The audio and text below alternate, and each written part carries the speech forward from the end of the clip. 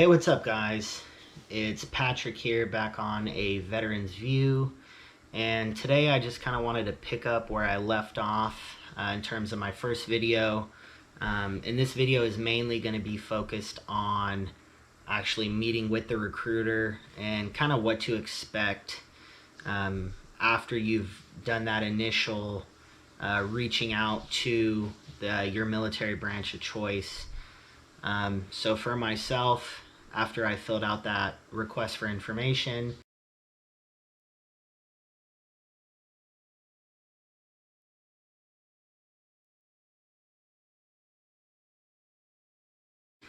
the recruiter called me within about 48 hours and scheduled an appointment to come down to his office. I showed up to his office. It was very nice. To a certain extent, recruiters are salesmen or saleswomen for their particular branch of the military.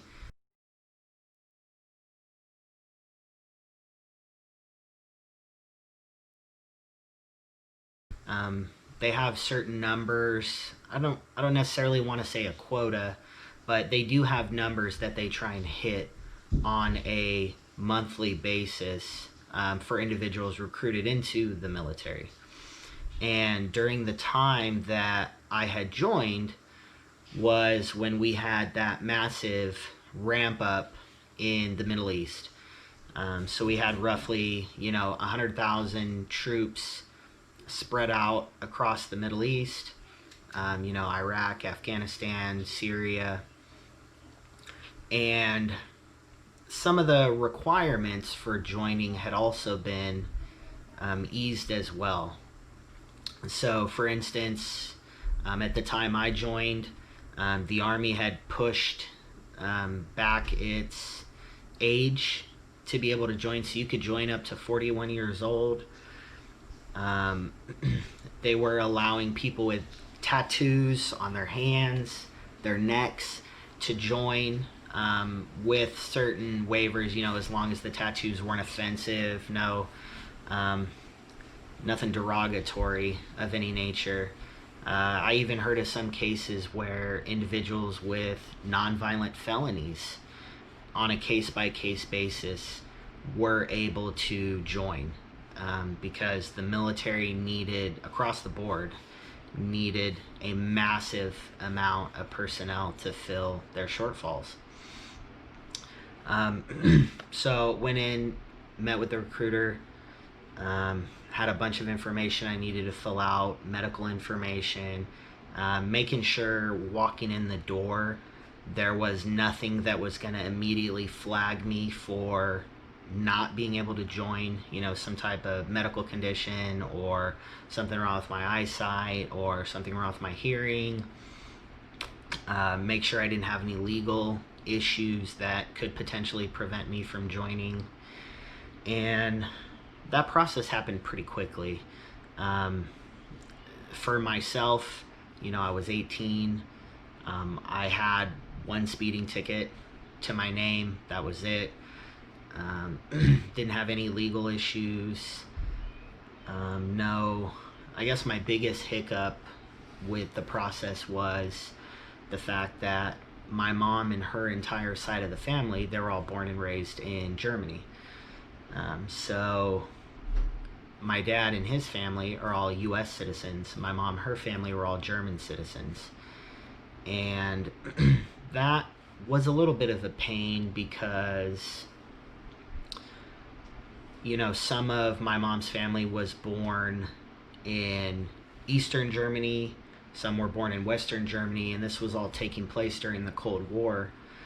So my mom's birth certificate would look totally different than my aunt's birth certificate, and that kind of caused some confusion and some problems, but we were able to kind of work through those because enough time had passed since those wars, and the military, all branches, and I imagine the federal government as well, had been able to kind of realize that even though the two look different, they still followed the same standard at that time. Um, I then had to do my ASVAB, which is a test that assesses your ability, your competencies on a number of different levels. So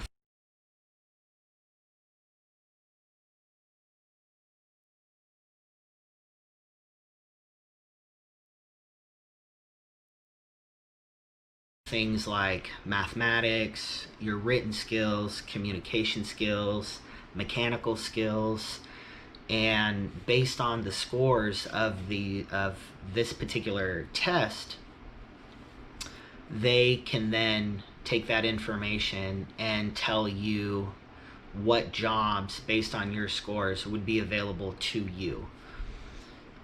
Now for myself, based on my scores, I qualified for virtually every job available in the Army. And walking in the door, all I knew was I wanted to do something where I worked on computers. I didn't care if it was doing IT and running the networks behind the scenes or actually physically working on the computers themselves. I just knew I wanted to work with computers. So at that point was when, the recruiter, so after doing the ASVAB, I got my results, and then there was kind of a couple day lag time in between walking in the door initially and then taking the ASVAB and then getting the results. He told me that, there were some positions available that kind of fit what I was looking for.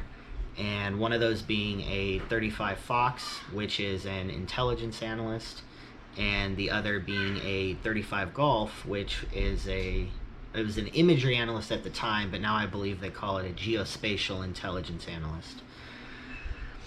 I didn't know anything about either of those jobs, and the recruiter himself was actually a 35 Golf in the Army, so he had a plethora of information that pertained to that specific job because he had worked in that job for roughly about 15 years prior to becoming a recruiter.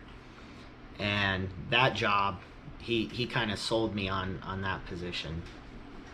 But I still wanted to do some research further into both of those jobs. So I told him at that point that I wanted to go home, do some more research, sleep on the idea, and that I would let him know the following day kind of which route I wanted to go.